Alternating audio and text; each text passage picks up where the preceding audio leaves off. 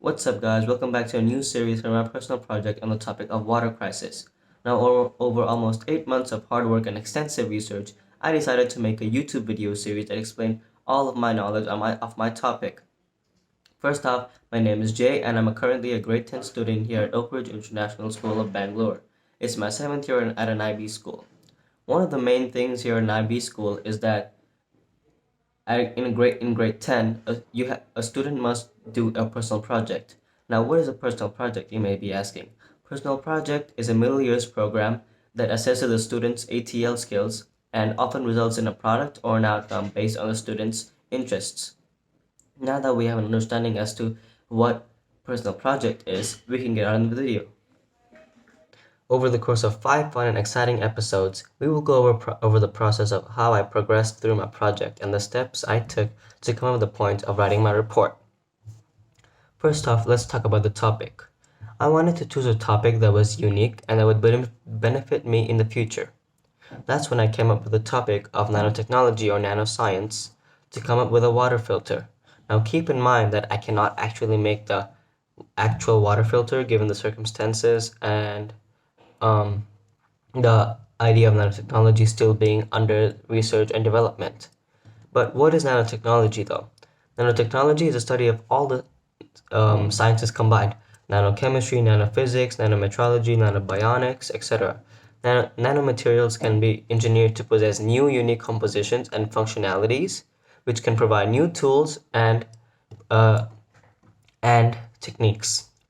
Now that we have an understanding as to what nanotechnology is, let's talk about some applications where it can be used so that you can get a better understanding.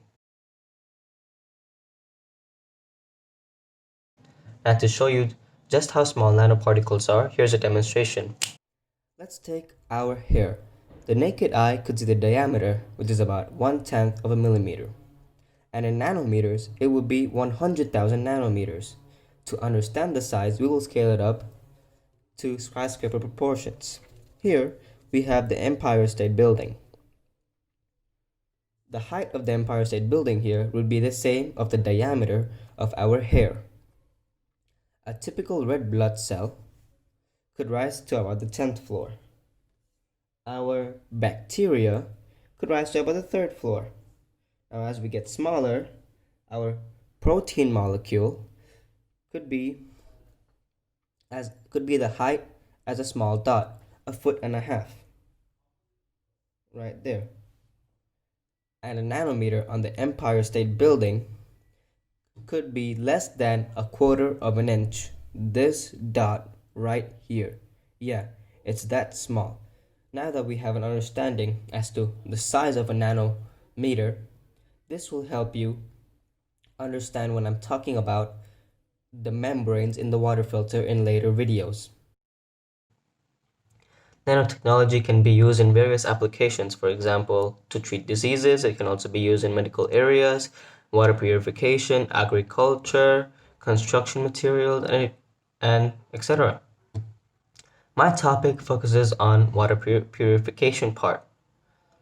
As I chose this specific topic because mainly due to the future slash upcoming problems of water scarcity and not all humankind being able to drink clean and purified water. That's why I wanted to come up with a water filter that will help solve that, but given the circumstances, I am not able to. Water crisis is something that might not sound very frightening now to many people, but in about 10 to 15 years' time, everyone will be in panic of not having enough water to survive. Water crisis in India is a huge thing, but not only in India, all around the world. This is a major issue for India, and it has been a problem like this for a long time. Many people in India lack basic access to drinking water or running water. This is mainly because of government planning, lack of government planning, increased corporate privatization, and industrial and human waste and government corruption. In addition to this, water scarcity in India is expected to worsen as the overall population is expected to increase to 1.6 billion by the end of 2050. Regardless of the improvements to drinking water, many other sources contaminated with bio and chemical pollutants, and over 21% of the country's diseases are water related, and 33% of the country has access to traditional sanitation. One concern is that India may lack overall long-term availability of replenishable water resources. While India's aquifers are currently associated with great need for the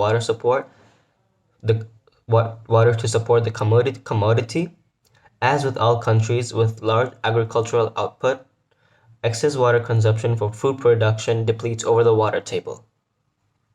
One of the main challenges of water scarcity is that water scarcity will be exacerbated as rapidly growing urban areas place heavy pressure on neighboring water resources. Climate change and bioenergy demands are also expected to amplify the already complex relationship between world development and water demand. Looking at all of this data really scares me as to how India as a community is going to be able to survive in the near future. Now that we have an understanding as to what our main topic of personal project is, we can continue with the rest of the video. Nanotechnology is not the only source of water purification. There are also other methods of doing this, and we will talk about them shortly. But first, I want to explain what the main benefits of a nanofilter are. In nanofilter, one of the main benefits is that they do not use any chemicals to purify the water. Hence, there is no chemicals that have been released into the environment.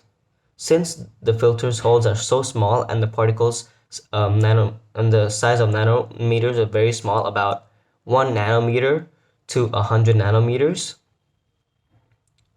any viruses or organic elements in the hard water can be purified. But the only disadvantage to this is that they are pretty expensive to install and buy. One of the already existing products for solving the problem of water purification is this powder that can turn sludge into drinking water. PNG purifier of water, invented by a person named Philip Suter. This magic powder uses the concept of coagulation, flocculation, and disinfection to filter any contaminated water under 5 minutes and turn it into drinkable water on the spot. So that brings us to the end of the episode. I'm just going to give you a brief summary of what we have talked in this episode. So in this episode, we've talked about the structure of the upcoming videos, the water crisis problem in India, a solution to the water crisis problem, which I talked about nanotechnology. And that's it. In the next video, we're gonna be talking more about filters and the history of filters, conventional filters, etc. And make sure to leave a thumbs up, subscribe, and if you have any questions, leave them in the comment down below. And I will see you in the next episode. Bye.